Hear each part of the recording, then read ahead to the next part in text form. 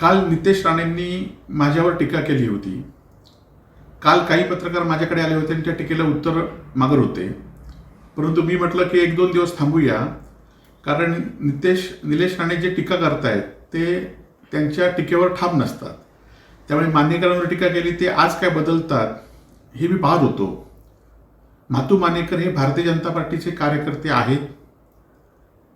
लोकसभा आणि विधानसभा निवडणुकीमध्ये त्यांनी जसं विजय केंद्रवडेकरांनी निलेश राणेंबरोबर काम केलं होतं, तसंच मातू मानेकरांनी निलेश राणेंबरोबर काम केल्याचे फोटो पुरावे माझ्याकडे या मोबाईलमध्ये आहेत.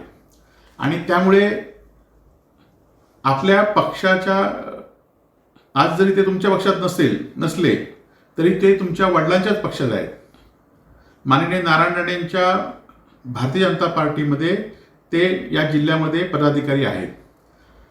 तुम्ही सांगून त्यांना जर भारतीय जनता पार्टी म्हणून त्यांची हकालपट्टी करा, म्हणजे लोकांना कळेल की मातू मानेकर हे हिंदू धर्मविरोधी आहेत.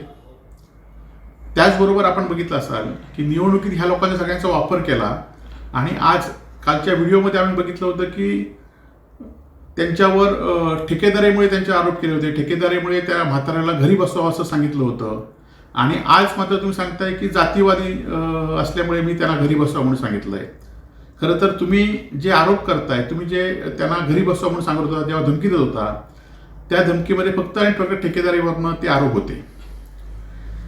खरं तर आपण बघितलं असाल की छत्रपती शिवाजी महाराजांचा जे स्मारक होतं ते कोसळलं आणि कोसळल्यानंतर मी आंदोलन केलं आणि म्हणूनच पुन्हा एकदा चांगला पुतळा त्या ठिकाणी बसवावा लागला.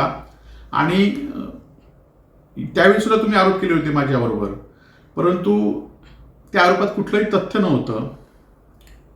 आणि जर रवींद्र चव्हाणांनी जर निष्क्रिय पालकमंत्री असतील, माझ्यावर चौकशी केली नसली, तर आता तुमचेच भाऊ पालकमंत्री आहेत, तुमच्याच पक्षाचे नेते गृहमंत्री आहेत, तुमच्या मित्रपक्षाचे. आणि त्यामुळे पुन्हा चौकशी करा. ती तुमच्यात हिंमत नाही, फक्त आरोप करायचे आणि दुसरीकडे विषय भरपडायचा, असा हा विषय आहे. खरं तर मी रवींद्र चव्हाणांना भेटतो, उदय सामंतांना भेटतो, माननीय मुख्यमंत्र्यांना सुद्धा भेटतो. मी जिल्ह्यातील अनेक भारतीय जनता पार्टी आणि शिवसेनेचे अनेक नेते कार्यकर्ते यांच्या हे माझे संपर्कात असतात, मी त्यांच्या संपर्कात असतो. परंतु माझ्या पक्षाची भूमिका आणि माझी भूमिका ही माझी ठाम असते, हे लोकांनी बघितलेलं आहे. परंतु मी भेटतो ते तुम्हाला का पोटात दुखतंय? आपल्याला माहिती असेल की आपण उद्धवजींना भेटायचं असेल तर माझी काही गरज नाही, तुम्ही उद्धवजींना भेटा. त्यांचे पी आहेत, त्यांच्याकडनं मी पाहिजे तर त्यांच्याशी संपर्क साधून तुमची भेट घालून देईल. आणि त्यांना भेटा आणि त्यांना सांगा वस्तुस्थिती काय असेल ती. परंतु मी भेटतो म्हणून तुमच्या पोटात दुखण्याचं काही कारण नाही आहे. आपण बघितलं असाल की आज मी या विधानसभेचा आमदार नाही आहे. माझा पराभव 8,000 मतांनी झालेला आहे, हे पण मी स्वीकारलेलं आहे. आणि खरं तर हा पराभव आर्थिकदृष्ट्या झाला आहे हे पण लोकांना माहिती आहे. आणि रवींद्र चव्हाणांमुळेच तुम्ही विजयी झाला हे पण तुम्ही नाकारू शकत नाही आहे. परंतु मी आमदार नाही. आता तुम्ही आमदार आहात तर तुम्ही या जिल्ह्यातील प्रश्न या मतदारसंघातील प्रश्न सोडवले पाहिजेत. माझ्यावर आरोप करण्यापेक्षा आज आपण बघितलं असेल की मच्छीमारांना एलईडीने धुमाकूळ घातलाय, मच्छीमारांमध्ये दुष्काळ पडलाय. आज जलजीवन मिशनची कामं एकही काम या मतदारसंघामध्ये जी आम्ही सुरू केली होती, एकही काम पूर्ण झाले नाही, ही वस्तुस्थिती आहे. आज शासकीय मेडिकल कॉलेज सुरू केलंय, त्या मेडिकल कॉलेजमध्ये डॉक्टर नाही आहेत. याउलट तुमचे जे शेजारचे असतात, पीए असतात, ते त्या ठिकाणी टेम्पररी कर्मचारी नेमण्यासाठी पैसे घेतात. ह्याचे पुरावे माझ्याकडे आहेत, काही दिवसात मी ते देईन.